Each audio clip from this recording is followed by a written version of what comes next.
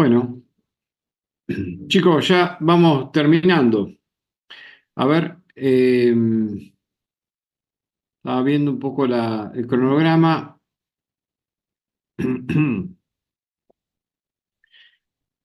Nos queda la clase de hoy y la del 5 de noviembre. Eh, pero ya me parece que los temas vamos a cortar con los de hoy, que va a ser ilícitos y sanciones. ¿Eh? Así que bueno, después veremos la semana que viene, pero es probable que no agreguemos más temas. Este, Por ahí podría llegar a agregarse algo, pero de derecho administrativo, pero no agregaríamos más. Con lo cual tendríamos para el segundo parcial ingresos brutos, convenio multilateral, que eso ustedes me dijeron lo habían visto con Adriana. Sí, sí. Bien. Entonces, conmigo vimos facultad de verificación y fiscalización, recaudación, determinación de oficio y ahora ilícitos y sanciones. Y eso sería lo que iría para el segundo parcial. Eh, con lo cual la clase del miércoles que viene lo más probable es que no la tengamos. Bueno, después en todo caso nos comunicamos, pero es probable. Si hoy terminamos, dejaríamos ahí. Y tendríamos el parcial el día 19 de noviembre, porque eh, el 12 no hay clase, porque hay elecciones en la universidad. Igualmente nos mantenemos en contacto vía mail por cualquier duda que surja. Bueno, vamos entonces a lo nuestro. Eh, Vamos a ver, vamos a lo nuestro.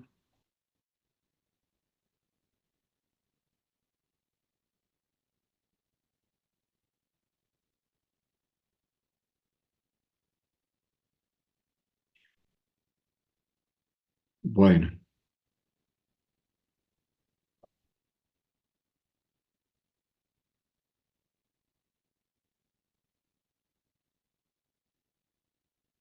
vamos a ver este material que está en el aula.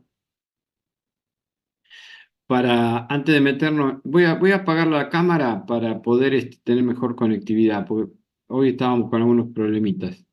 De... ¿Lo ven esto, ilícitos tributarios? Bien. Bueno, vamos entonces a ver esto que trata generalidades de los ilícitos.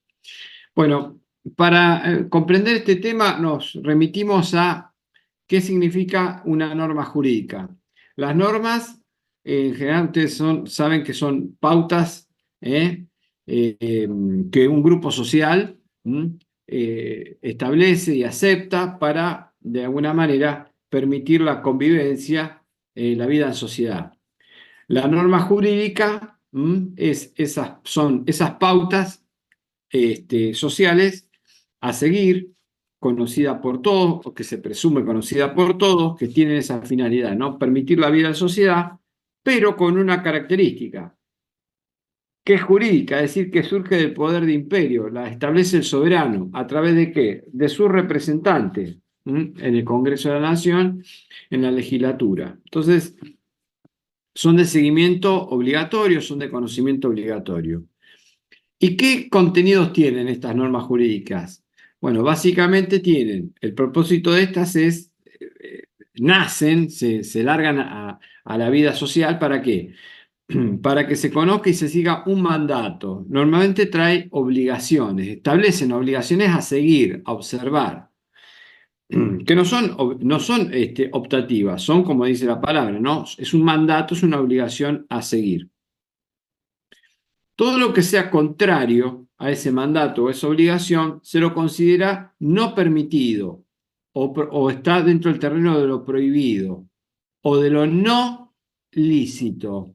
Es decir, el prefijo y se puede entender como no lícito. Ilícito es igual a no lícito, no permitido. Y en caso de que exista un mandato, una obligación que no se cumple o que se va en contra de la norma, tiene una consecuencia prevista. ¿Y cuál es esa consecuencia prevista? Una sanción. O sea que desconocer o vulnerar esa norma jurídica va a tener consecuencias. En el caso del derecho tributario, nosotros vemos este formato que acabamos de ver en la filmina anterior, reconociendo las siguientes características que tiene el derecho tributario. Por el lado de los mandatos o las obligaciones, tenemos básicamente dos grupos de obligaciones tributarias. Un grupo que es el de las obligaciones tributarias formales y otro grupo que es el de las obligaciones tributarias sustanciales, sustantivas o materiales, cualquiera de los tres nombres, ¿no? Normalmente las obligaciones tributarias formales están asociadas a normas de seguimiento obligatorio, pero que tienen características que están emparentadas con las obligaciones de hacer y que tienen como objetivo permitir llevar adelante lo que habíamos visto en la clase pasada, que es, bueno, llevar adelante por parte del organismo la facultad de verificación, de fiscalización, de recaudación, y que para poder hacerlo se requiere del deber de colaboración del contribuyente. Entonces ahí estaríamos dentro del esquema de las obligaciones tributarias formales. Y por otro lado, en las que son obligaciones tributarias materiales o sustantivas o sustanciales, están las obligaciones de dar, las prestaciones, es decir, las obligaciones de dar sumas de dinero o cosas, pero normalmente sumas de dinero, que es pagar el tributo debido. ¿Cuál es lo no permitido? ¿Cuál es el ilícito? Bueno, lo no permitido o la transgresión o la infracción a estas normas tributarias, tendremos de los dos grupos también, infracciones tributarias formales o infracción tributaria sustancial o material. Tendremos que ver en cada caso qué es lo que dice la norma, de cuándo considera la norma de que hemos incurrido en lo no permitido. Pero esto no está librado a la imaginación, a la suposición. Las normas lo van a describir con precisión. Pronto vamos a ver que este esquema sigue un poco el esquema del derecho tributario sustantivo, es decir, el que define el hecho imponible. Así como se define el hecho imponible, acá vamos a ver que se va a definir el hecho punible, el penado, el castigado, que sería el ilícito. Y por otro lado tenemos las sanciones. Sanciones de tipo formal por incumplimiento de los deberes formales y las sanciones frente a los ilícitos sustanciales. Sigue el mismo esquema, la misma línea esquemática. Acá tenemos ejemplos. Por ejemplo, obligaciones o mandatos formales. Llevar los libros de IVA, registrar las operaciones de compra, de venta, pero no de cualquier forma, sino de acuerdo a cómo lo solicita y a cómo lo ordena o lo exige el organismo, ¿no? De recaudación y fiscalización. En este caso, la ex AFIP, ahora ARCA, ¿no? ¿Cuál sería el lícito? Hacer lo no lícito, lo no permitido, lo prohibido. Y bueno, en este caso sería no registrar el libro, no llevar los comprobantes, no emitir las facturas. Bueno, lo que había sido considerado una obligación de hacer y yo procedo no haciendo. ¿Cuál es la sanción asociada a esta conducta? Bueno, una multa, una sanción de multa.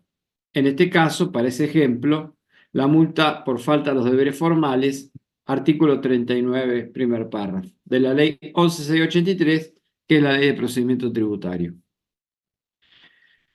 Pero después también tenemos otro ejemplo, un ejemplo sobre los mandatos o obligaciones de tipo sustancial o material.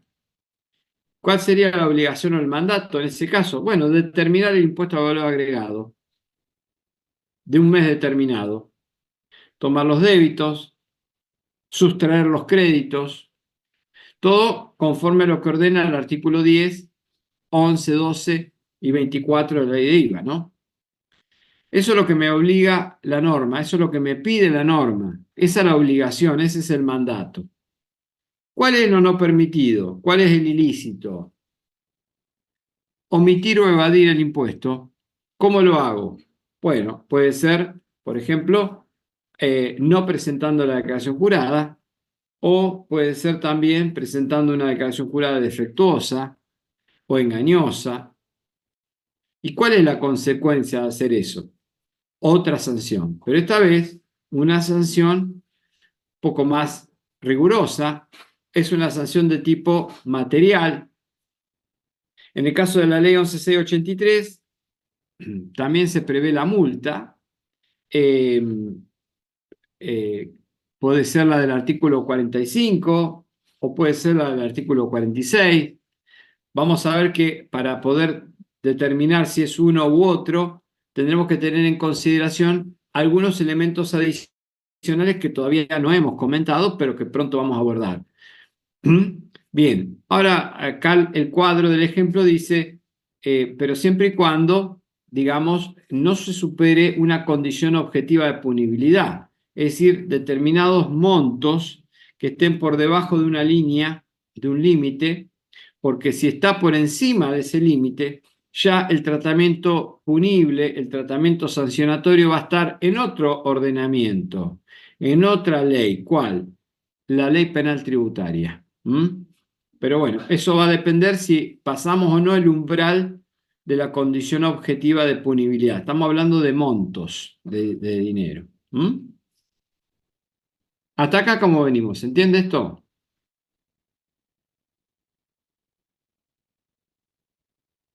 Sí. Después puede compartir ese power. Ya está en el aula. Hasta en el aula.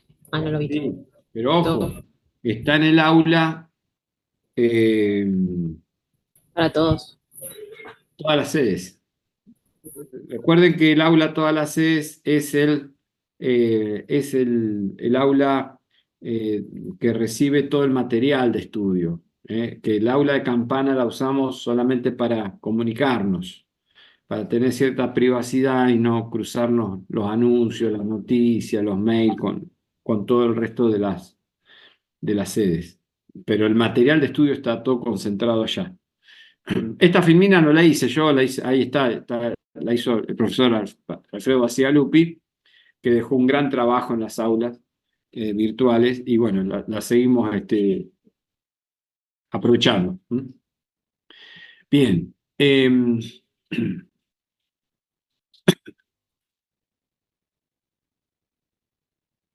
Bien.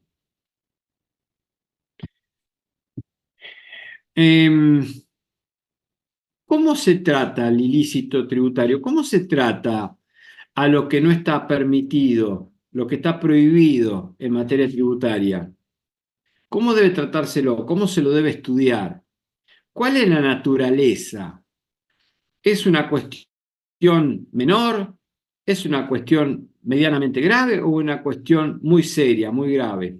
Bueno, hay diferentes posturas, diferentes doctrinas para interpretar la naturaleza jurídica del ilícito tributario. Por un lado están los administrativistas, los que entienden que los ilícitos tributarios, las infracciones tributarias, son de orden administrativo, contravencional, y que requieren un esquema sancionatorio que esté previsto también en el orden administrativo.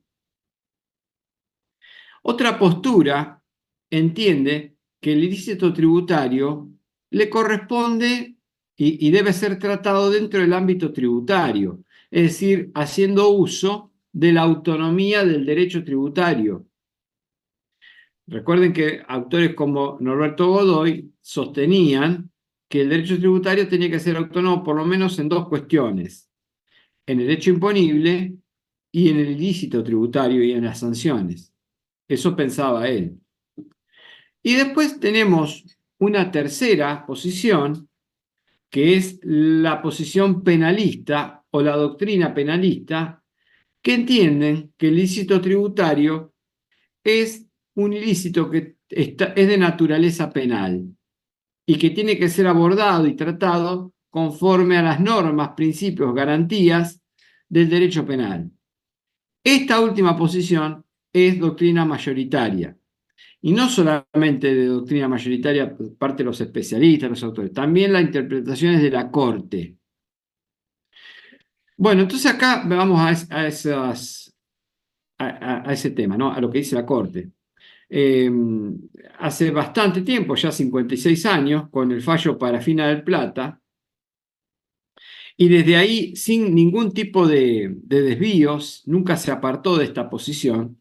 La Corte sostiene que las infracciones, los ilícitos tributarios son de naturaleza penal, o sea que la Corte adopta y aplica la doctrina penalista. Lo hizo en Parafina del Plata y en otros fallos más. Bueno, ahí están en Usandizaga, Perrón y Julia Arena y Lapidus, que estos son relativamente, ya tienen sus años, pero son un poco más acá en el tiempo, ¿no? Bien,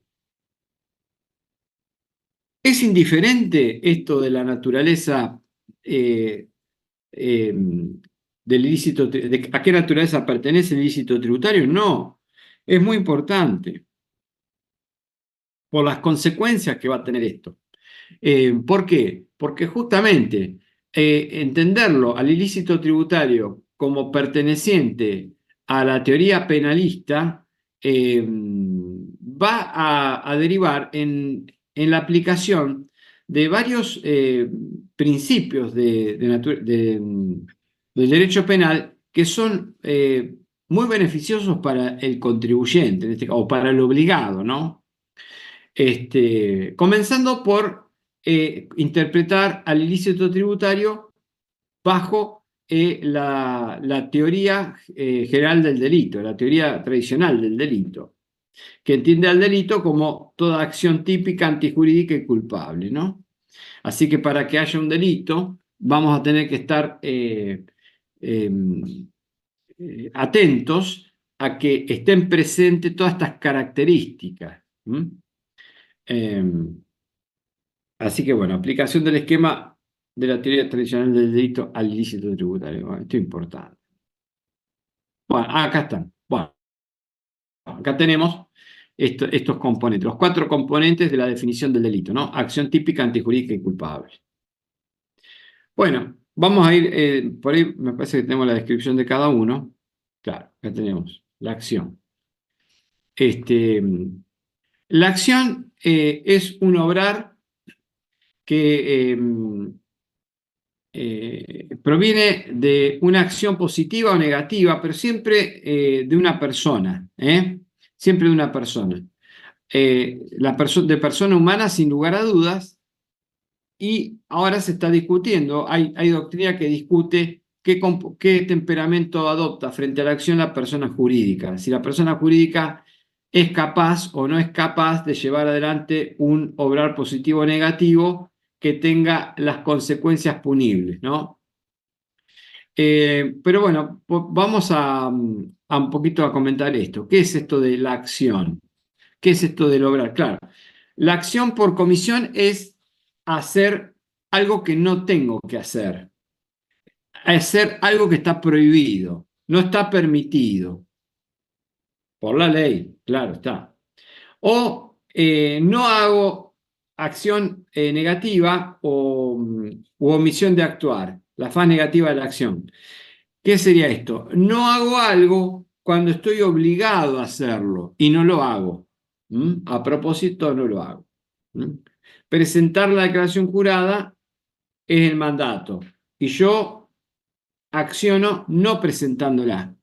Acción de faz negativa, omisión de actuar. Eh, Bien.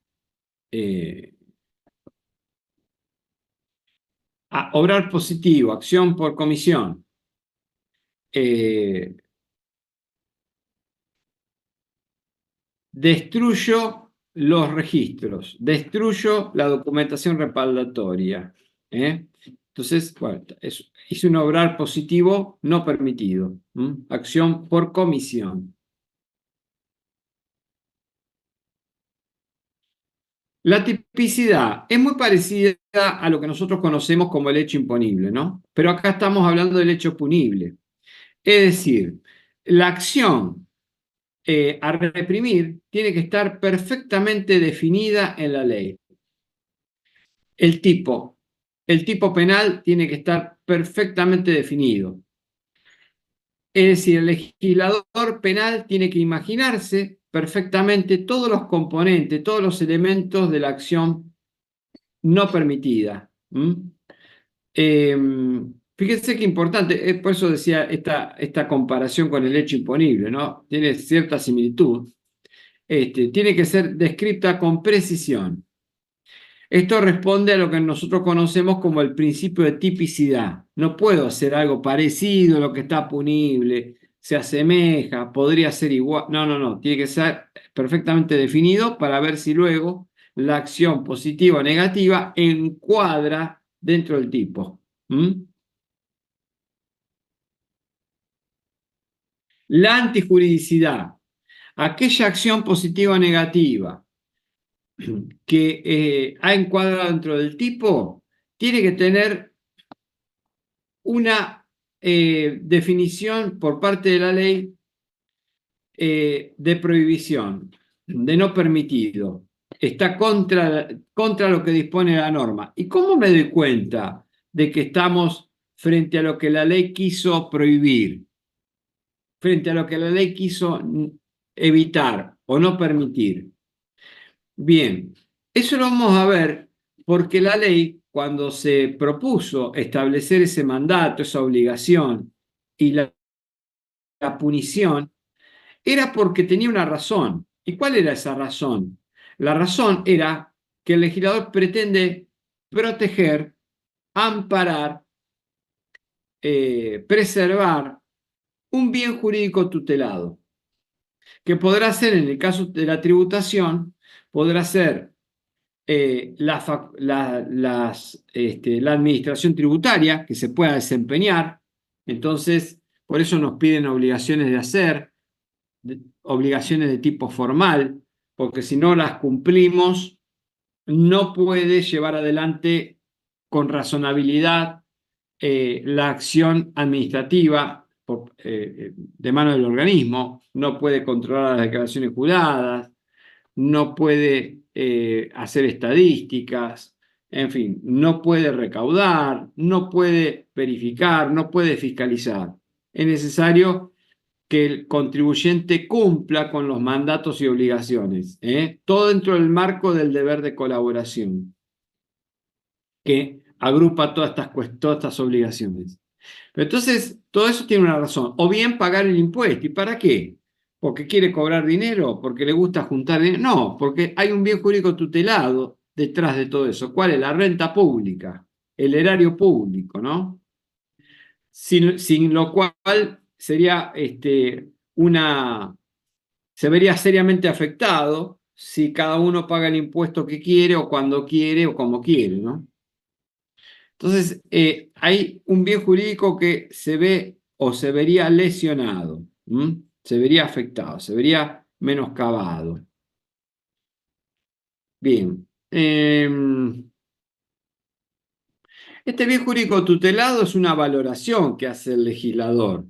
Es decir, hay momentos donde las sociedades, como habíamos visto en el principio de no confiscatoriedad, ¿se acuerdan? En Impuestos 1, que la Corte había dicho que la no confiscación es una cuestión que no está perfectamente definida, no es una línea recta y que es una cuestión de hechos y circunstancias, ¿no? Y que son hechos y circunstancias que van o que son cambiantes en el tiempo según los momentos en los cuales va atravesando la sociedad. Entonces la sociedad en algunos momentos es tolerable, es tolerante y en otros momentos no a cierta presión tributaria. Entonces en momentos de prosperidad, de sosiego, por ahí no le gusta que el Estado salga a ver en qué gasta dinero que no tiene en qué gastar. Y en tiempos de guerra, de calamidad, de necesidades, por ahí la población es un poco más es consciente de esas necesidades y permite que la presión tributaria sea un poco mayor.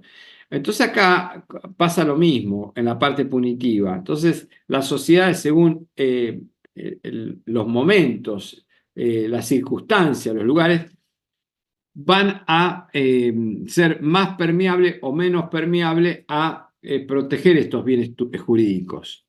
Entonces se podrá más o menos exigente el legislador. En estos momentos sabemos que está en marcha un proyecto de reforma tributaria.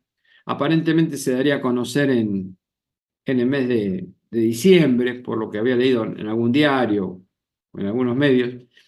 Y un poco algo de esto va a estar tocado en esa reforma tributaria, porque se piensa hacer algún cambio de paradigma respecto de la presunción de culpabilidad, que hoy en día es muy fuerte sobre el contribuyente, para pasar a una presunción de inocencia por parte del contribuyente, ¿no? Es como que esa inversión de la carga de la prueba que hoy en día rige en la materia procedimental puede llegar a tener algún cambio. Habrá que estar atentos. Yo no leí ningún proyecto, pero algo en las noticias se comentaba, ¿no?, sobre esta cuestión. Así que habrá que estar muy atentos porque la reforma puede ser muy significativa.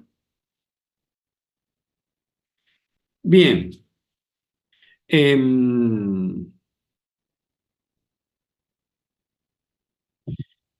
Bueno, hablando de los bienes jurídicos tutelados, ¿cuáles son los bienes jurídicos tutelados que están detrás o que podrían verse afectados en la comisión de un ilícito formal? Bueno, el bien jurídico tutelado en los ilícitos formales sería las facultades que se vea afectada o menoscabada o alterada la facultad de verificación y fiscalización, que no se cumpla con los deberes de colaboración que es necesario contar por parte del contribuyente. Y después tenemos ahí la posición de Jorge Damarco, un tributarista, un ex juez de cámara muy importante en la doctrina argentina. ¿eh? Dice los deberes de colaboración con la facultad de verificación fiscal y determinación.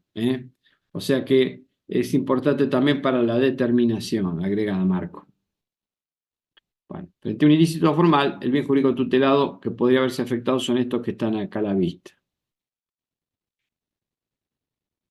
Después tenemos los ilícitos materiales o sustanciales. ¿Cuál es el bien jurídico tutelado que se puede ver afectado por la comisión de un ilícito material o sustancial? Bueno, hay dos enfoques, uno estático y uno dinámico. El dinámico es que se ve afectada el flujo de la hacienda, el flujo de recursos con que cuenta la hacienda pública. Se ve afectada la hacienda pública. Y el enfoque estático dice la renta pública o el erario público. Bueno, son distinciones doctrinarias que hacen esa diferenciación. Pero renta pública o hacienda pública sería el bien jurídico que se pretende tutelar, no permitiendo los ilícitos materiales o sustanciales, o tratando de evitarlos, ¿no? Bien, el otro elemento del delito, que esté presente el elemento de la culpa, la culpabilidad. Habíamos dicho, el delito es toda acción típica, antijurídica y culpable. Es decir, este obrar tiene que ser culpable. Yo puedo hacer una acción positiva o negativa, una faz positiva o negativa de la acción, puedo llegar a estar incurriendo o estar caminando sobre el terreno de la tipicidad, estoy haciendo algo que está definido. Puede ser que esté incurriendo en la afectación del bien jurídico tutelado, pero puede ser que yo no sea culpable. Puede ser que yo no sea culpable. Eh, a ver, por ejemplo, eh, qué sé yo, eh, voy a decir una barbaridad, un ejemplo tonto, pero qué sé yo tengo un balde lleno de, no sé, de un material corrosivo, ¿sí? Soy contribuyente, estoy con una inspección adentro de la empresa, y me desmayo, y con eso, con el desmayo que sufro, vuelco un balde lleno de un material corrosivo sobre todos los elementos de prueba, la documentación, las computadoras de los inspectores y de la empresa que estaban trabajando. Y a consecuencia de eso, se ve imposibilitada de seguir la, la inspección, he alterado, he afectado la acción de verificación, eh, tuve una acción positiva porque yo volqué un elemento corrosivo sobre esos elementos de prueba. eh, He cometido una acción típica porque está tipificado de que obstruir o atentar contra la acción, contra la actividad de fiscalización está tipificado como una acción no permitida. He afectado el bien jurídico tutelado porque a partir de ahí no pueden llevar adelante las actividades de verificación y fiscalización, pero no soy culpable. ¿Por qué? Porque toda esa acción carece de culpa o dolo. ¿Por qué? Porque hubo un caso fortuito o fuerza mayor. Me desmayé, no tuve dominio de, de mi persona, de mi cuerpo, y a consecuencia de eso, lo que tenía en las manos, que era un elemento de trabajo, se me volcó arriba de... Entonces, falta el elemento de la culpa. La acción típica antijurídica derivada de un obrar culpable distingue dos posibilidades: la acción culpa, la culpa y el dolo. La culpa y el dolo. ¿Cuándo estamos en presencia de una acción culpable bajo la culpa? Cuando el obrar haya sido negligente, imprudente o con impericia. Veamos. ¿Cuándo tenemos una acción, un obrar negligente? Cuando tendría que haber hecho más de lo que hice, o en otra palabra, hice de menos. Hice de menos. Por ejemplo, yo antes de tomar una factura de compra y registrarla en el libro de IVA y tomarme el IVA crédito fiscal y la deducción de impuesto a ganancias, tengo que meterme en la página de AFIP y verificar que no esté en la página APOC. Entonces tengo que ir a la base APOC, cargar el comprobante y verificar que está en condiciones legítimas de ser computado. Y no lo hago. Entonces tendría que haber hecho más de lo que hice de menos. En este caso tengo una acción de faz negativa. Hice menos de lo que debería hacer. Actué con negligencia.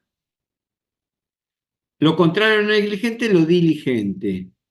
Entonces, ¿cuándo actúo con diligencia?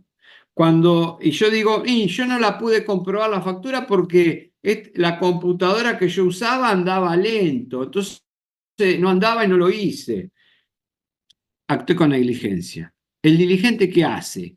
Va a otra computadora o vuelve a probar más tarde o se va a un local o a un estudio de un colega y le pide que le permita usar la computadora para verificar, pero no procede a presentar el IVA o ganancia sin haber hecho la verificación.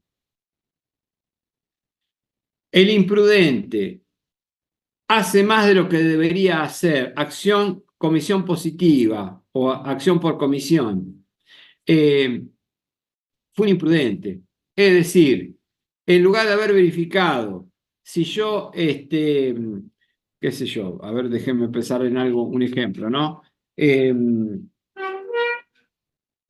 en haber, fue imprudente, en lugar de haber verificado si estaba toda la documentación que la inspección me pidió, bueno, lo saqué hacia el tuntún y me di cuenta de que salió impresa la primera hoja del listado que me pidió y todas las demás salieron todas defectuosas, motivo por el cual la inspección interpreta que yo no tengo una acción colaborativa con la inspección o estoy haciendo un entorpecimiento o una falta de colaboración y me imputan esa acción, ese ilícito formal. Entonces, yo me tendría que haber, actué con imprudencia, yo tendría que haber extremado los recaudos para asegurarme de que las impresiones salían completas y en buen estado, ¿no? Hice menos de lo que debería hacer. Eh, y la impericia. La impericia es hacer lo que no sé hacer. Entonces hago lo que no sé hacer. Entonces yo me puse a hacer una declaración jurada de ganancia, un ajuste impositivo por inflación y lo hice mal. Y bueno, pero si yo no lo sabía hacer, tendría que haber buscado a alguien que lo sepa hacer. Pero no puedo presentar la declaración. Y yo lo hice como pude. Y yo lo hice con la mejor buena voluntad. Y yo lo hice de onda. Impericia. Acción culpable. ¿Mm? Hago lo que no sé hacer. Y no tomo ningún recaudo frente a eso. No me importa y lo hago igual. ¿Mm? Bien. ¿Se entiende la acción culpable como es en sus diferentes variantes?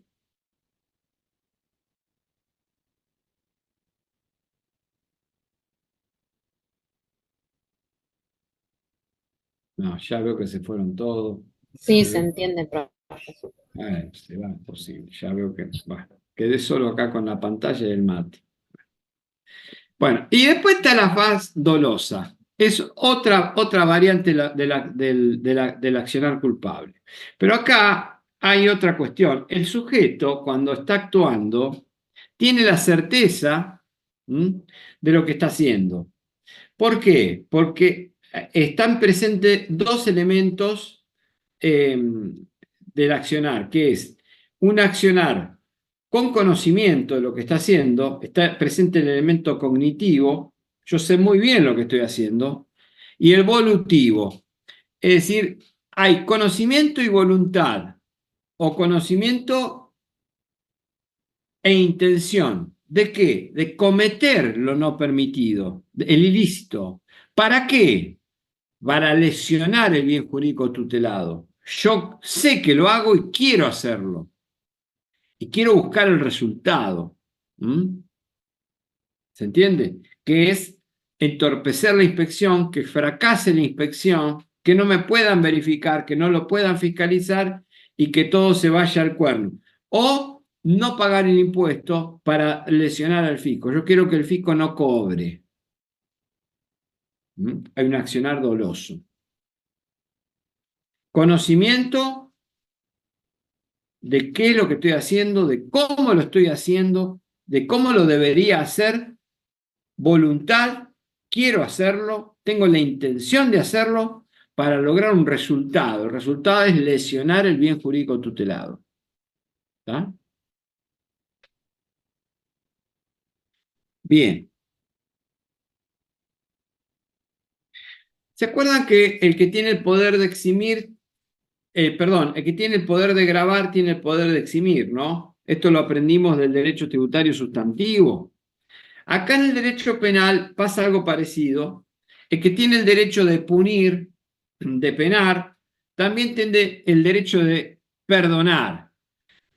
Es decir, que una vez que ya se reunieron todos estos elementos de un ilícito, ahora queda en el legislador la posibilidad de que dé una puerta de salida, una escapatoria, para que no tenga consecuencias ese, ese ilícito y el autor de ese ilícito.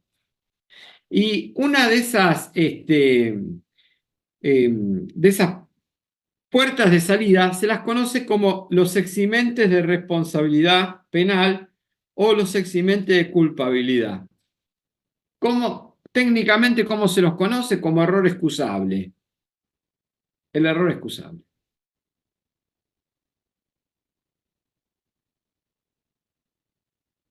Bien. ¿Qué tipo de error excusable hay? De hecho y de derecho. Son dos distintos, ¿no? ¿Cuándo tengo error excusable de hecho? Cuando yo tengo una representación inexacta de un hecho material. O sea, yo creo, la representación es lo que yo me imagino, lo que yo pienso respecto de algo. Entonces yo me represento en forma inexacta un hecho material. Yo creo que pagué cuando no pagué. Yo estaba convencido de que había pagado. Yo estaba convencido que cuando mandé la transferencia estaba mandándola a la obligación tributaria que yo pretendía pagar. Y me equivoqué, no la pagué. ¿Por qué? Porque mandé la plata a otro lado. Yo tuve una representación inexacta de un hecho material. Representación inexacta del contenido de la ley o ignorancia de la existencia de la ley. Error excusable de derecho. Yo me represento que lo que la ley me pide es que yo deduzca por lo devengado. Y en realidad lo que me está pidiendo la ley es que deduzca por lo devengado exigible. O yo ignoraba que había una norma complementaria a la que estoy aplicando y utilicé la norma incompleta. Y a consecuencia de eso produje un ilícito material. Pagué de menos. Error excusable de derecho. ¿Eso se Bien. puede relacionar con la impericia? No siempre, no siempre. Bueno, en el caso de la impericia siempre va a estar presente esto. ¿Por qué? Porque yo hago lo que no sé hacer. Claro. Eh, por ahí podría estar más bien con la negligencia, porque yo no me aseguré de haber estudiado toda la normativa existente, habida y por haber, referida a esa obligación. Y me, y, y me, me conformé con, por ejemplo, en la ley impositiva que reglamenta el Código Fiscal del impuesto sobre los ingresos brutos, el artículo 20 de la ley impositiva, creo que era la 17.549, me parece, bueno, no me acuerdo el número bien, no importa eso. El artículo 20, inciso B, establece la alícuota general del impuesto a los ingresos brutos para los servicios. Y arranca con una alícuota general que es la mínima.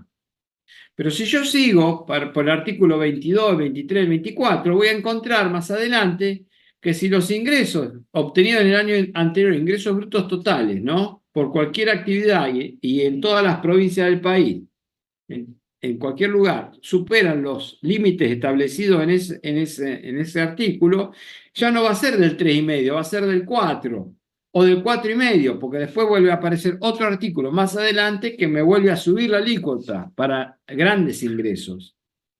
Entonces, claro, yo encontré, y como estoy medio pachorriento, agarré, leí el artículo 20, inciso B, encontré el código de actividad de mi actividad, dije, acá está, es 3,5, me quedo acá y aplico 3,5. Actué con negligencia. Hice menos de lo que debía hacer. ¿Por qué? Pues yo tendría que haber leído todos los artículos referidos al impuesto a los ingresos brutos. No, no, ni bien encontré y me fui a descansar.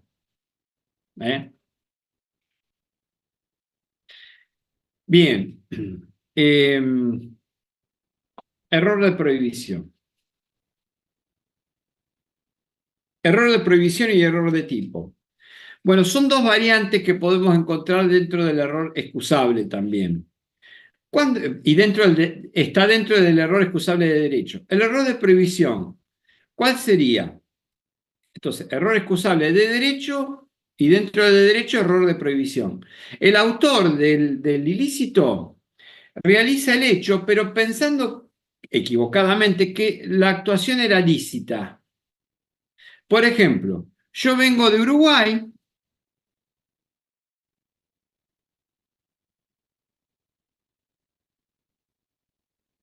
Vengo de Uruguay y en Uruguay la norma tributaria me permite deducir un gasto, aunque el gasto esté documentado por mail, por un mail. Entonces acá hago lo mismo.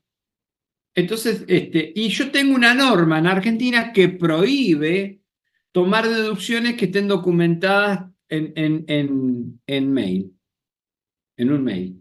Solamente lo puedo hacer si tengo la documentación respaldatoria de facturas emitidas bajo las normas de la Resolución General 1415, por ejemplo.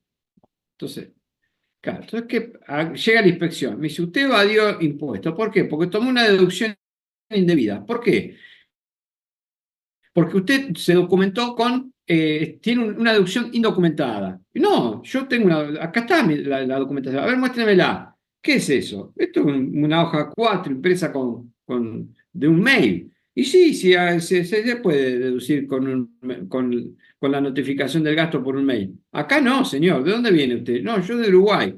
Error de prohibición. Yo pensé que acá era igual que en Uruguay y estaba permitido.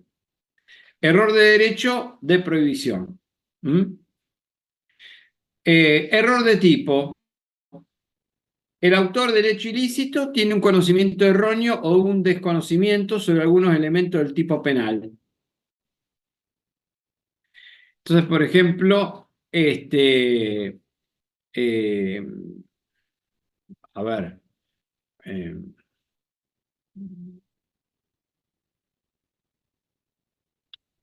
eh, supongamos que el tipo penal dice que yo tengo que, está prohibido pagar el impuesto. Por ahí es medio difícil imaginarse esto porque no es posible hacerlo de la práctica, ¿no? Pero supongamos que el tipo penal implica que las obligaciones tributarias estén satisfechas en moneda nacional, pesos. Y yo hice un pago en dólares. Entonces, claro, es un pago no admitido. Entonces, cometí un ilícito por no pagar el impuesto. ¿Por qué? Porque yo pensé que pagando con dólares no estaba cometiendo una infracción material. Entonces, tengo un error de tipo. ¿Mm?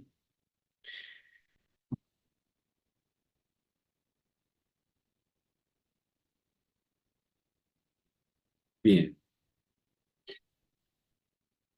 vamos.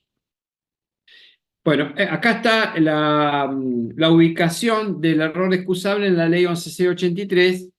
Está contemplado en un artículo de la ley. Ya ha sido tomado, lo tenemos reconocido expresamente, pero acá la ley lo que agrega es, la ley 11.683 circunscribe un poco mejor este tema porque dice en qué casos para la ley 11.683 hay error excusable. Entonces, por ejemplo, dice el artículo 50 a continuación, el segundo, dice, cuando la norma aplicable al caso concreto es compleja, oscura o es novedosa.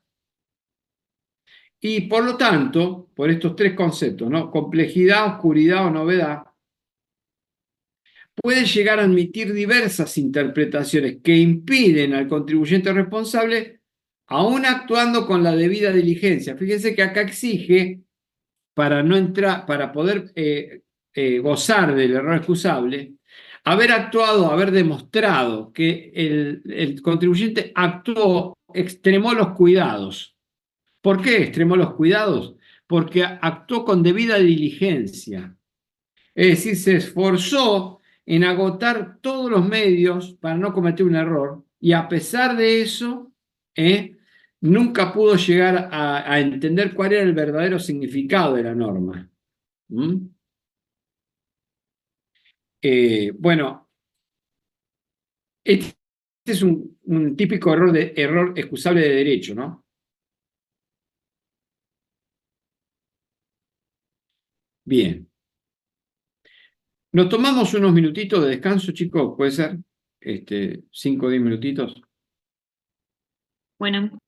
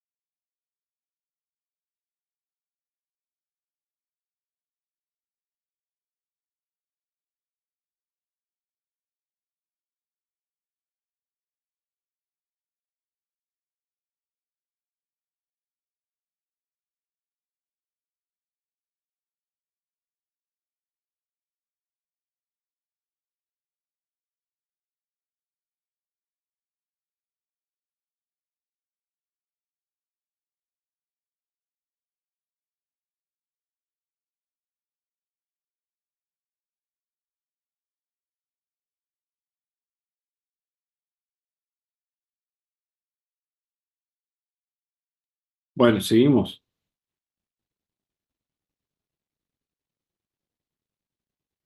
Eh, Estamos acá en esta filmina que expone los principios penales que también se aplican, así como tenemos principios constitucionales tributarios, acá también tenemos principios constitucionales que se aplican a la materia penal y que también se aplican al ilícito tributario. Todo gracias a la teoría penalista, ¿no? Eh, bueno, ¿cuáles son esos? Primero, el de legalidad. No puede haber un ilícito definido por una norma supralegal y mucho menos una sanción. La tipicidad. Este, bueno, estas cuestiones, ¿dónde las ubicamos en la Constitución? La Constitución la ubicamos en el artículo 18, ¿no? En el artículo 18 y el artículo 19. En el 18 tenemos el debido proceso adjetivo, donde dice la Constitución que nadie puede ser penado, nadie puede ser castigado, penado sin un juicio previo fundado en ley anterior al hecho del proceso. Entonces, este hecho que es reprochado tiene que estar contenido en una ley anterior. Fíjense que entonces acá no solamente en este fragmento, el 18, vemos reflejado el principio de legalidad, que el hecho tiene que estar contemplado en una norma jurídica formal, emanada del Poder Legislativo, ley, sino también que tampoco puede ser retroactiva. No puede haber retroactividad, es irretroactiva la ley penal. Entonces, el hecho tiene que ser posterior, el hecho cometido tiene que ser posterior, o el ilícito, en este caso, tiene que ser posterior a la ley que preveía su definición. Cuando hablamos de definición estamos hablando del tipo. Y el tipo lo vemos también en el 19, ¿no? El 19 habla la Constitución de la libertad de acción para los individuos, para los hombres, para los privados. Nadie puede ser este, este, privado de hacer lo que la ley no prohíbe. Ningún habitante de la nación será obligado a hacer lo que no manda la ley, ni privado de lo que ella no prohíbe. Entonces, la prohibición obviamente está en el tipo, en la definición del tipo. Bueno, esto lo vemos entonces reflejado en el derecho penal, y además se le agrega otro, que es la aplicación de la ley penal más benigna, ¿no? Si frente a un cambio de legislación va a ser aplicada al caso que se esté discutiendo, la ley penal más benigna o pro reo.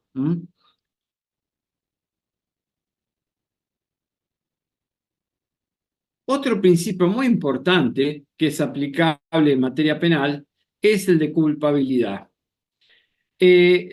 Las acciones punibles tienen que ser atribuidas tanto objetiva como subjetivamente, dijo la Corte en Parafina de Plata. Es decir, esto está definido y trabajado en el principio de la personalidad de la pena. Es decir, nadie puede ser reprimido si no es culpable. Recién hablamos del caso fortuito de fuerza mayor, aquel que no tiene dominio de su acción, bueno, no es culpable. Entonces, por ejemplo, ese es un caso, ¿no?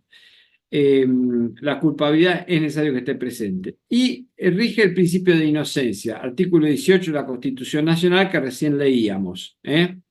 Bueno, con respecto a esto, al principio de inocencia, en materia tributaria tenemos un problema, porque el principio de inocencia, frente a una imputación tributaria, se invierte la carga de la prueba. Entonces perdemos el estado de inocencia y pasamos a ser sospechados hasta que nosotros, como contribuyentes obligados, probamos en contrario. Se invierte la carga de la prueba. Cuando en el resto de la materia penal es al revés. Aquel que acusa tiene la obligación, aquel que alega es el que prueba. Aquel que acusa es el que tiene que probar que no es inocente. Mientras tanto, rige el estado de inocencia. el estado de presunción de inocencia. Bueno, ojo porque en materia tributaria esto no es así hasta ahora, pero ojo, porque dentro de los proyectos que uno está escuchando, ¿no? O leyendo en los medios sobre la reforma tributaria por venir, puede llegar a haber algún cambio en esta materia, así que va a ser un cambio importante donde el fisco va a tener que quizás tener un mayor esfuerzo probatorio para derribar el estado de presunción de inocencia del contribuyente. Así que eso va a ser muy novedoso, muy interesante de ver. Bueno, nadie puede ser penado sin un juicio previo, ¿no? Bueno, es una garantía constitucional, ¿no? No podemos ser condenados sin juicio previo, y el juicio previo, que está previsto en el 18, primer párrafo de la Constitución Nacional, implica varios pasos procesales que después vamos a ver, creo que está más adelante. El derecho ser oído, a producir prueba y a tener una sentencia fundada. Bien, otro principio que se aplica en la materia penal es que nadie puede ser juzgado y condenado por la misma causa, el non bis in idem. Esto está receptado del Pacto de San José de Costa Rica, que a partir de la reforma del año 94 de nuestra Constitución Nacional, estos tratados internacionales, sobre todo los de derechos humanos, han tenido o han pasado a tener un rango supralegal.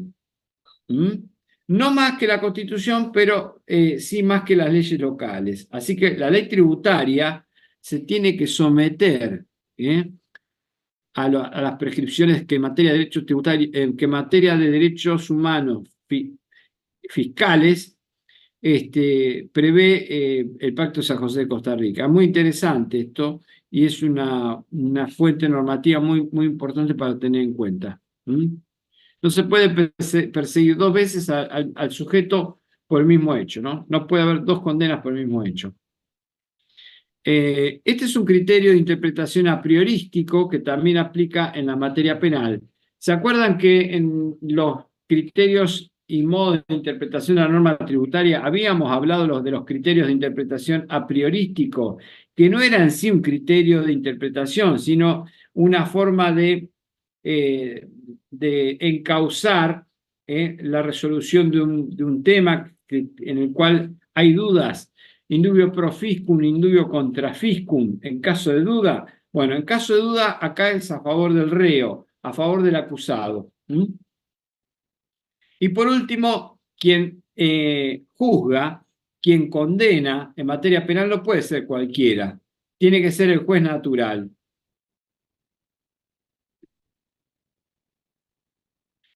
Bueno, acá tenemos un caso que salió contra el contribuyente, un fallo de cámara, Sábado Bus, referido al error excusable que no procedió. Porque acá aparentemente Sábado Bus fue objeto de un ajuste en el impuesto a valor agregado. Se le impugnaron las declaraciones juradas porque había computado un IVA crédito fiscal de un vehículo, de un auto. Entonces, ellos invocaron el error excusable y la Cámara dijo no, error excusable no, porque en este caso la enunciación del artículo 12 respecto a al nexo causal es bastante claro cuando el artículo no interpreta que no existe vinculación con las operaciones grabadas para el caso de los automóviles. Entonces, frente a la claridad que tenía el artículo 12 de la ley de IVA, no puede ser que el contribuyente no se plantee la duda, una seria duda sobre la procedencia de computar o no el crédito fiscal por un auto. Entonces dice, no le dio lugar, ¿no? Después, ese fue de Cámara. Y después tenemos de Corte. Acá tenemos el caso Astra. Hay uno del 2011 y un poquito más acá también. Otro fallo más. La Corte, en este caso, dice que el criterio de la personalidad de la pena solo puede ser reprimido quien sea culpable. Es decir, que la acción punible tiene que ser imputada, tanto objetiva como subjetivamente. ¿Eh? Bueno, claro, acá la atribución subjetiva de la acción punible es complicada porque hay que probar el ámbito de conocimiento, la intencionalidad del sujeto. Esto no es tan sencillo de probar. Por eso el fisco le rehúye un poco y pretende la verificación objetiva y que con eso se presuma que está presente el elemento subjetivo. Bueno, eso es una permanente lucha entre fisco y contribuyente en la justicia, ¿no? Cada vez que tenemos que plantear algo de esto. Por lo tanto, dice, es inadmisible la existencia de responsabilidad sin culpa. No puede haber responsabilidad si no se prueba la culpabilidad, para lo cual hay que ver si actuó con culpa o con dolo, pero tiene que estar probado este elemento.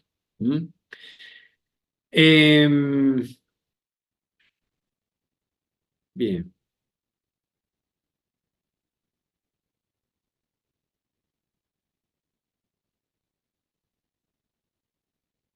Perdón. Este caso trataba también de error excusable y culpabilidad. ¿Y qué dijo acá la Corte?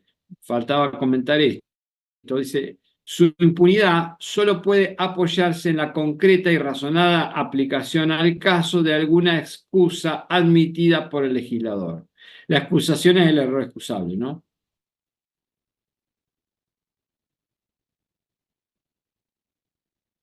Sigue. Dice, el tribunal admite el error excusable como un eximente de responsabilidad cuando él resulta de los extremos fácticos del caso, cuya valoración corresponde a los jueces de la causa. Desde tal perspectiva, a juicio del tribunal, cabe admitir la existencia de un error excusable con origen en la complejidad y las dificultades propias de la cuestión debatida, que quedó demostrada por el dispar tratamiento y las encontradas soluciones a las que llegaron los tribunales en las instancias anteriores. Claro, entonces acá Astra se vio beneficiado justamente por esto, ¿no? Por el dispar tratamiento y las soluciones encontradas, o sea, en sentido contrario, que habían reflejado los tribunales anteriores. Básicamente, el Tribunal Fiscal, Cámara. Es una cuestión que era bastante compleja de dilucidar. Y después tenemos este, que es viejo, para Fina del Plata, el elemento subjetivo o principio proporcional de la pena. Solo puede ser reprimido quien sea culpable. Es decir, que la acción punible tiene que ser atribuida tanto objetiva como subjetivamente. Y hay que probarlo.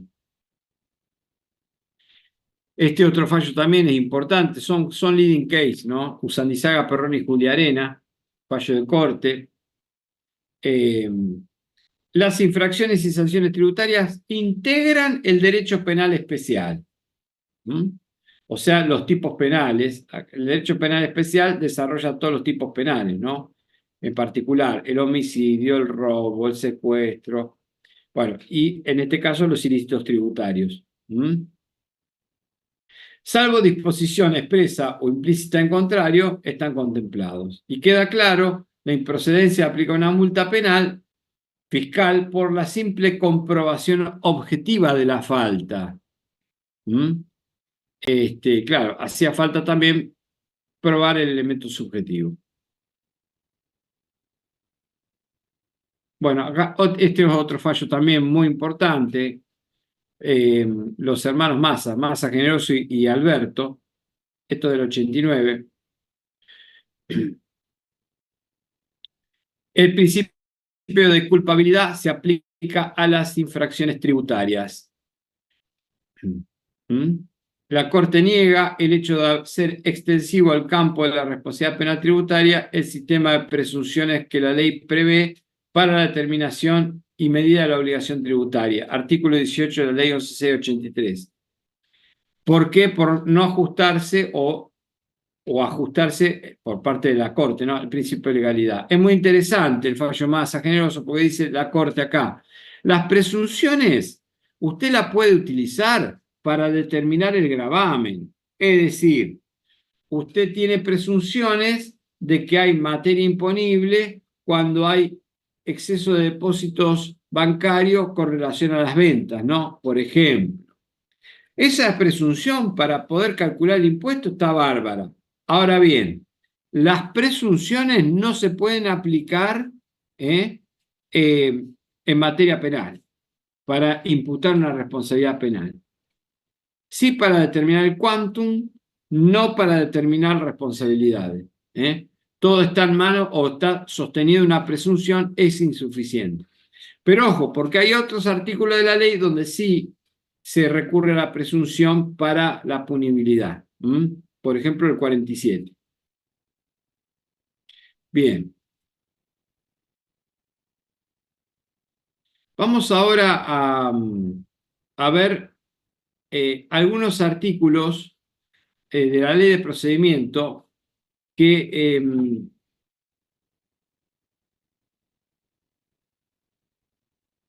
a ver, espere, porque yo quería.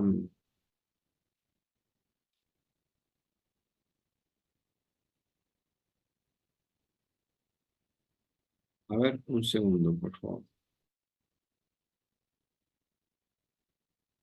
Un segundo que quiero buscar un esquema que yo tenía armado.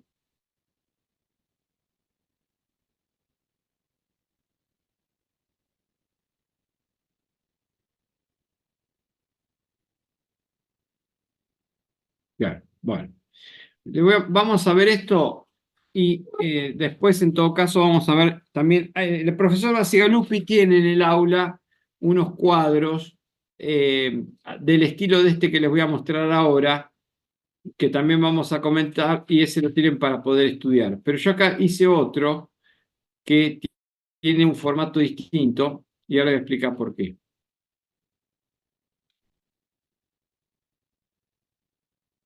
Ilícitos y sanciones. ¿Lo ven? Sí, Bueno, en este caso, por ejemplo, acá tenemos los ilícitos materiales, ¿no? Artículo 48, 46, 45, 47. Fíjense el cuadro, la disposición que tiene. Por ejemplo, en el caso del 48, agente de retención o percepción. Fíjense que el cuadro distingue la conducta requerida, la acción o verbo típico, el autor, la pena y el bien jurídico afectado.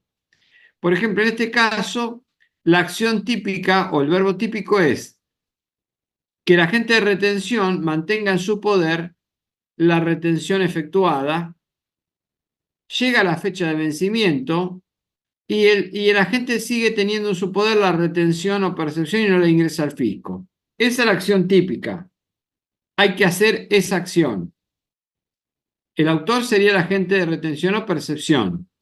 La conducta que tendría que estar presente tendría que ser dolosa. Tiene que haber intención y voluntad. ¿Para qué? Para aplicar la pena que está prevista en el artículo 48.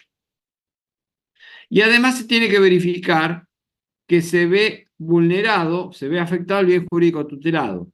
Para este tipo de ilícito, el bien jurídico tutelado afectado va a ser la renta fiscal. Bueno, este esquema que acabamos de ver recién, habría que replicarlo en todos los casos, en todos los ilícitos. Tener en claro estos elementos. Conducta requerida, acción típica, autor, pena y bien jurídico tutelado. Bueno, acá tenemos el 46 bis, defraudación por quebrantos. Bueno, acá tenemos la acción típica, exteriorizar quebrantos superiores a el correcto, el procedente, ¿no? Y claro, compensamos utilidades indebidamente. El obligado es el contribuyente, es el autor, la conducta requerida es dolosa, también tiene que haber intención y voluntad. Tenemos la sanción y por último el bien jurídico tutelado, renta fiscal.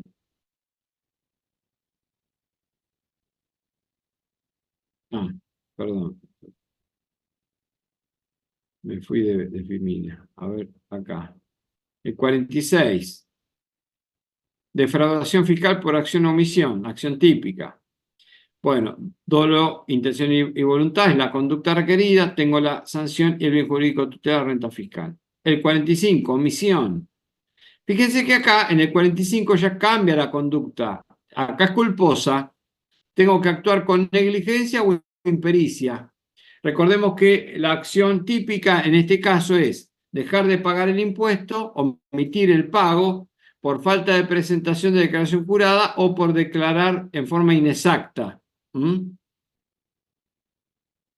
Ese es el primer caso. Segundo caso es omitir actuar como agente de retención o percepción, y por supuesto acá no actué, tengo una acción reprochable de tipo negativa, faz negativa, no hice cuando debía hacer, omití actuar y por supuesto también después ingresar.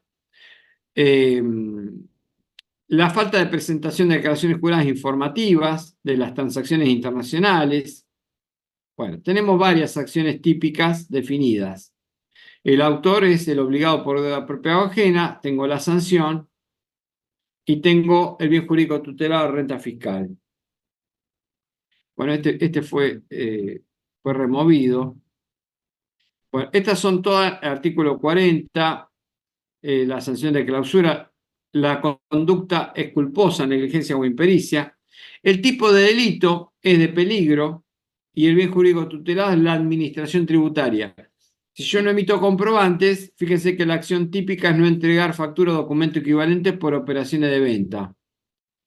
Tiene que ser bajo las condiciones, las formas exigidas por el organismo. El autor es el contribuyente.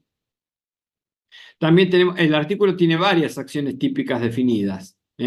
No registrar las compras y las ventas, no llevar la documentación o que ésta sea incompleta o defectuosa, encargar el transporte comercial de mercaderías sin soporte documental, es la acción típica, el autor y contribuyente que encarga el transporte o el transportista que lo realiza.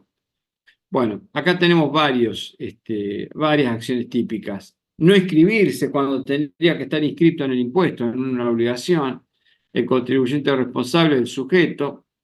No poseer o conservar las facturas que acrediten las compras o tenencia de bienes. Otra acción típica.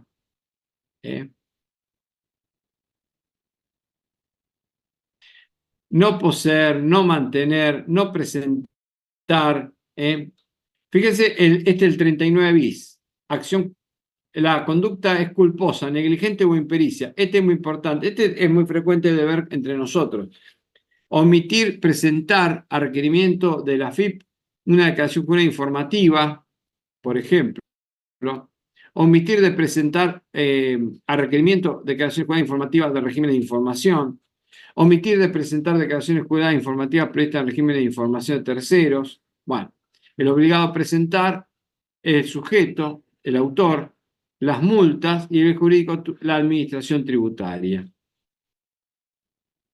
El 39, este es un gran artículo en el sentido de que lo vemos con frecuencia, ¿no? Conducta requerida culposa.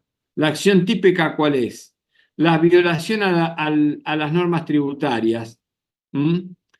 Leyes, decretos, normas dictadas por el organismo. Autor, ¿quién es? El obligado por deuda propia o ajena. Tengo la sanción. La administración tributaria es el bien jurídico tutelado. Otra acción típica contenida en el mismo artículo: incumplir normas referidas al domicilio fiscal, denunciar el cambio. La resistencia pasiva a la fiscalización, no cumplir los requerimientos. ¿Se acuerdan que esto estaba dentro de la determinación? Durante la inspección me hacen requerimientos, no los cumplo, bueno, no los contesto, los dejo sin contestar, los cumplo parcialmente y no digo qué voy a hacer con lo que falta. Bueno, todas estas cuestiones están previstas acá en el 39, omisión de proporcionar datos a requerimientos de operaciones internacionales por parte del fisco, no le facilita información. Bien. A ver, el 38, falta de presentación en término. No presento en término la fecha de vencimiento de la declaración jurada. 38. La conducta es culposa, negligente o impericia. El autor es el obligado por deuda propia o ajena, tengo la sanción y el bien jurídico tutelado en la administración tributaria. Bueno, esta es una presentación del esquema, de cómo son tratadas los ilícitos. Algunos son formales y otros son materiales. Por ejemplo, en este cuadro que vamos a ver ahora,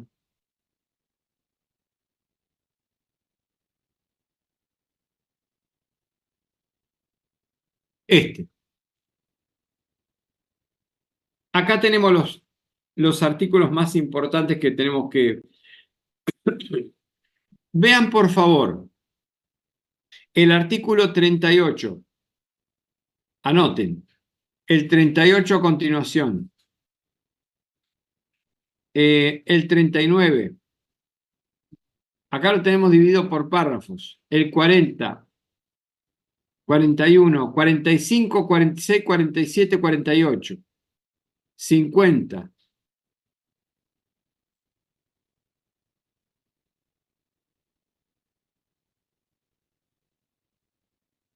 Ya les digo, ¿verdad? A ver, un segundito. Un segundito.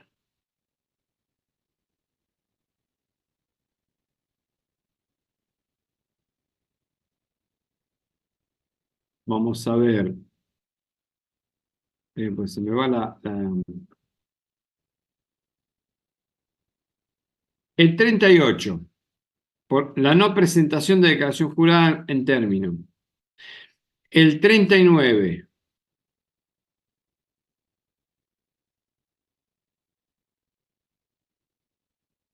El 39.1.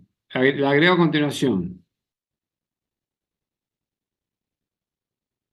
Falta de cumplimiento del requerimiento del fisco. El 39.1.1. Incumplimiento parcial de requerimiento.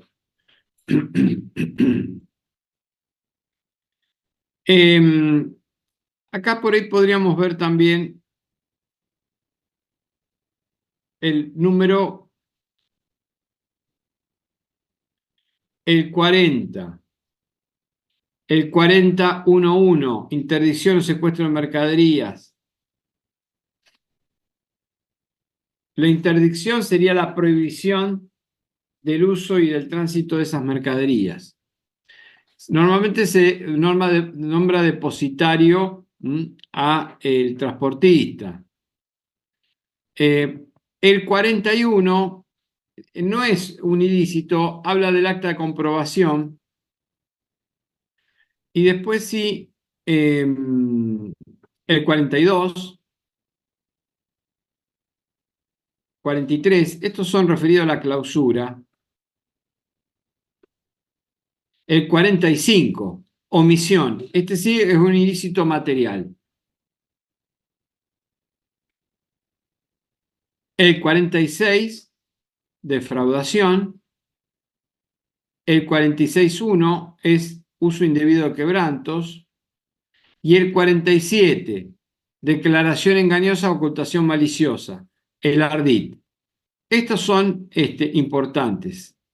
Y el 48 hablas de los agentes de retención o percepción. El 49 habla de la reducción y exhibición de sanciones, que es importante. El 50, que es la reducción de la sanción por única vez al mínimo legal. Y el agregado a continuación del 50 habla de la reiteración de infracciones y la reincidencia. Y el 50 a continuación, segundo, a continuación del 5, habla de el error excusable, 50.2. El 50.3 habla de la graduación de sanciones atenuantes y agravantes. Y está tasado por la ley. Cuándo estamos con agravantes y cuándo estamos con atenuantes.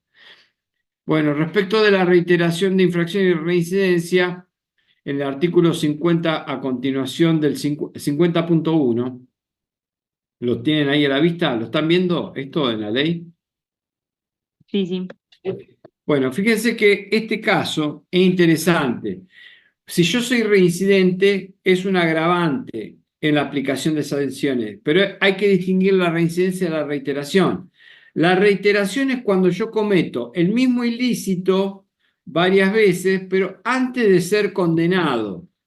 Por ejemplo, yo tengo una declaración jurada inexacta en el mes de enero, febrero y marzo de IVA. Bien. Entonces después en el mes de junio tengo una inspección y en el mes de agosto me aplican una multa por omisión, por declaración jurada inexacta. Esas tres declaraciones juradas defectuosas, la de enero, febrero y marzo, son ilícitos reiterados, ¿sí? Ahora, si yo tengo ya una sanción que quedó firme, que no es que la estoy discutiendo, no, no, yo tengo una condena, una sanción firme, y en el mes de diciembre vuelvo a cometer el mismo ilícito, después que tengo anteriormente una condena, eso es una reincidencia. ¿Se entiende? Sí, sí. ¿Se entiende la diferencia entre reiteración y reincidencia? Ujú.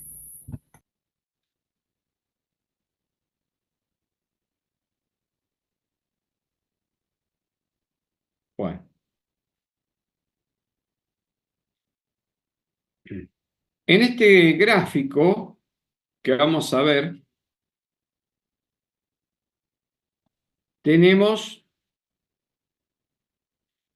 también el esquema de los ilícitos, pero con un agregado que fue el proyecto de reforma de la ley OCC de 83, que lo más probable es que ahora vuelva a ser presentado.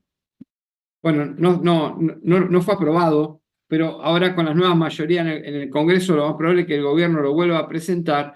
Fíjense que el artículo 38, la falta de presentación en términos de declaración jurada, tiene una multa para la persona humana de 200 pesos y para la jurídica de 400, ¿no?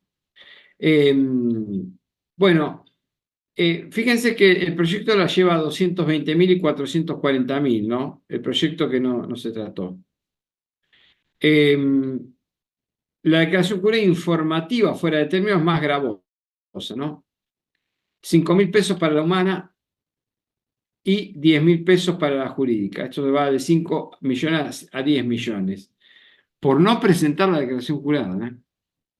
Ahora bien, en el medio está el sumario, ¿no? Acá cuando dice forma de aplicación de la sanción, no es, salvo el artículo 38, que es una multa automática, en los demás casos siempre está previsto la sustanciación de un sumario, de un proceso sumario. Bueno, esto lo vamos a dejar acá porque habrá que esperar a ver qué pasa con el proyecto, ¿no? Si va a ser sancionado ese, capaz que acá el Consejo de Ciencia Económica tendría que actuar un poquito, sobre todo con esas multas donde estamos expuestos los contadores, que somos los que tenemos un contacto directo con esa obligación. Bueno, Ahí de ese cuadro tenemos que saber los importes, los actuales, digamos, no lo del no, proyecto. no, no, no, no, no, No no, hace no, falta. no, no, no, no, no. Los importes no son importantes. Lo que es importante los ilícitos tributarios son, como yo les presenté el primer cuadro, saber si esto es un ilícito material o formal.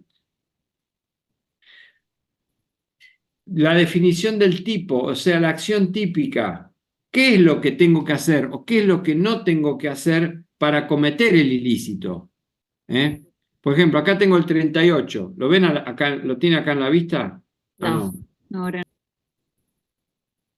Este es un cuadro, el cuadro que teníamos con anterioridad al proyecto. Este está en el aula. Ujú. Por ejemplo, el 38 es no presentar la declaración jurada determinativa cuando debería haberla presentado, en la fecha de vencimiento. Tengo una sanción. Lo que yo puedo advertir rápidamente, viendo la sanción, es si se trata de un ilícito formal o material. Fíjese el tipo de ilícito en la tercera columna dice formal.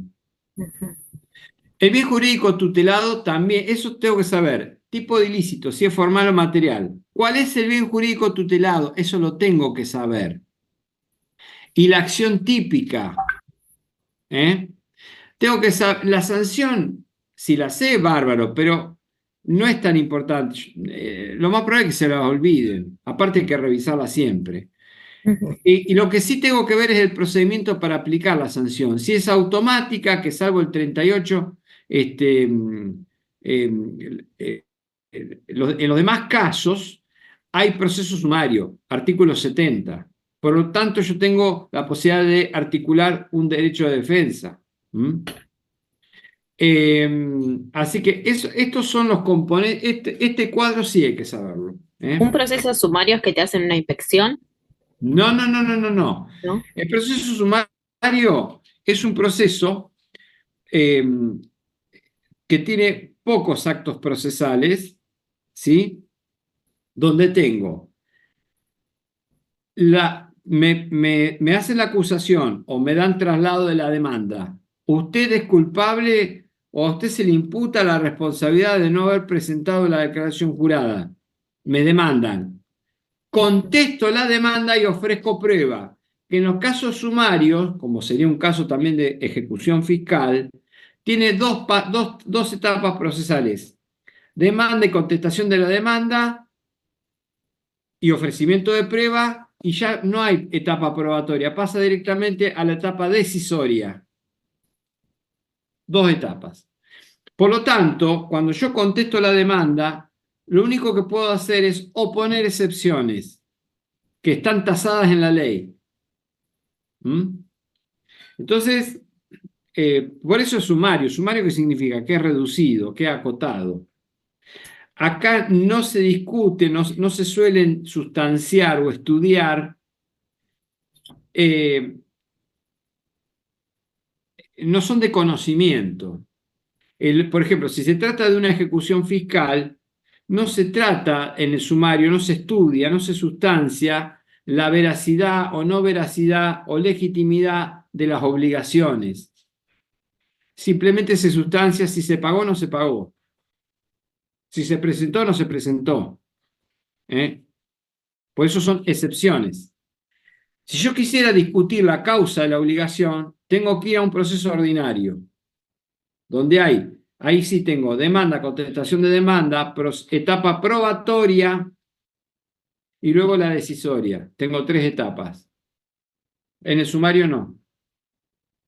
El juicio de ejecución fiscal del artículo 92 es un proceso sumario. ¿Mm? Es acotado, tengo dos etapas. Bueno, entonces, nada, vamos entonces a repasar los artículos que hay que ver en este cuadro. El 38, ese sí, porque es la falta de presentación de declaración jurada en término. Bueno, todas las que estén involucradas en declaraciones juradas informativas tienen sanciones agravadas, son más elevadas las sanciones. ¿Mm? Después, ¿cuál tenemos que ver? El 39, violación a los deberes formales en general. ¿Mm? Lo que pasa es que tiene distintos párrafos y puntos, entonces tengo que ir viendo uno por uno. El 39.1 es importante, el artículo agregado a continuación 39, porque hace los requerimientos. Nosotros estamos involucrados siempre en la contestación de los requerimientos. Entonces, ese es un artículo que me interesa. ¿Eh?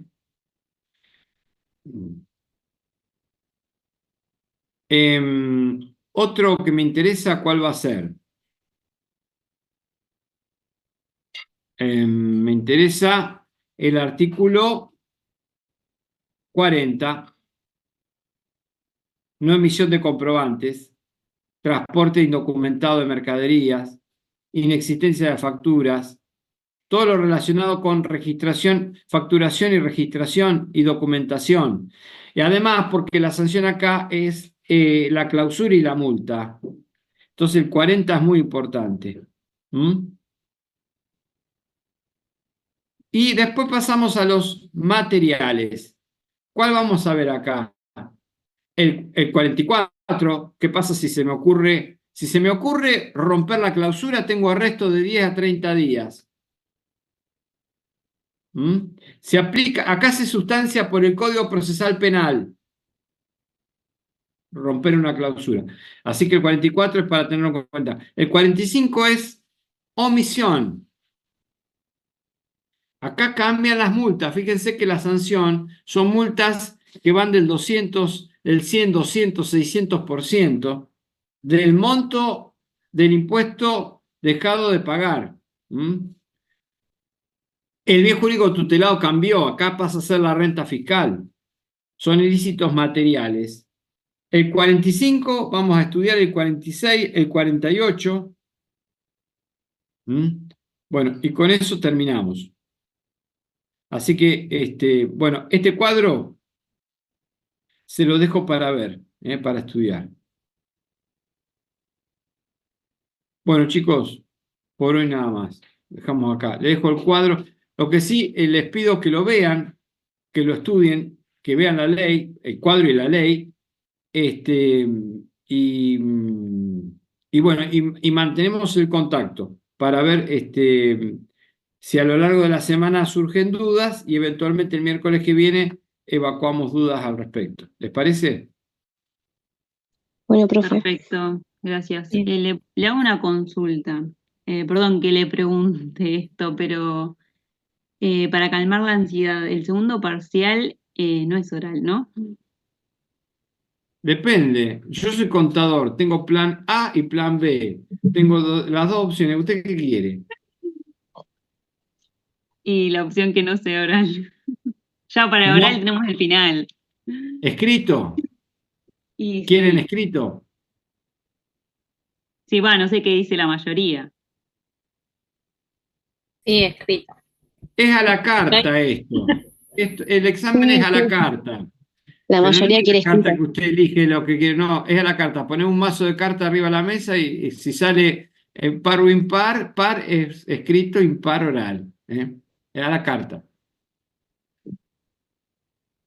Dejamos el oral para el final. No, nada, va a ser escrito. Pero lo que quiero, por favor, es que vean todo esto que hemos visto, véanlo un poco en la soledad del estudio de ustedes y saquemos duda a la clase que viene.